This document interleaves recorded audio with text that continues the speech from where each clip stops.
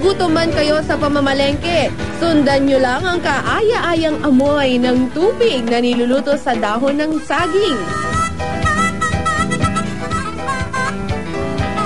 Ang tupig ay ang sikat na kakanin dito sa Pangasinan. Ito yung pinaghalong malagkit at buko na nakabalot sa dahon ng saging at iniihaw. Sige, tingnan nga natin. Magkano po ang isa? 5 piso nga. 5 piso ang isa. Tingnan nyo naman yung pagkaluto. Paano ba ginagawa ang tupig? Maasal nga po nito, malagkit po na powder, tapos may buko siya. Buko. So, malagkit at saka buko. Tapos, iihawin.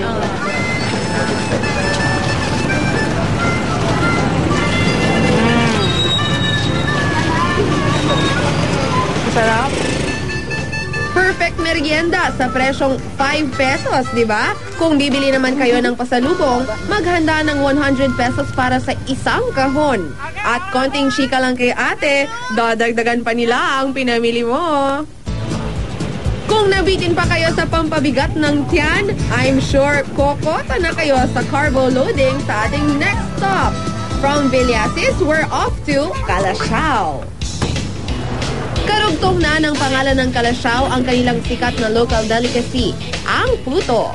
At sa lugar na ito na malapit sa simbahan, lahat na yata ng flavor ng puto, meron! Meron silang putong puti na may keso, meron putong ube. Dito, ang puto ay binibenta hindi per piece, kundi per kilo.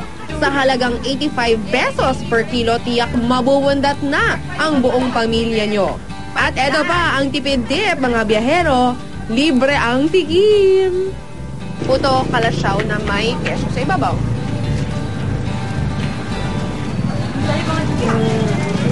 Bakit ang sarap ng authentic? Ito yung tunay. Sige, akin yan. Puto kutsinta, puto cheese, puto ube, puto pandan. Okay, bye.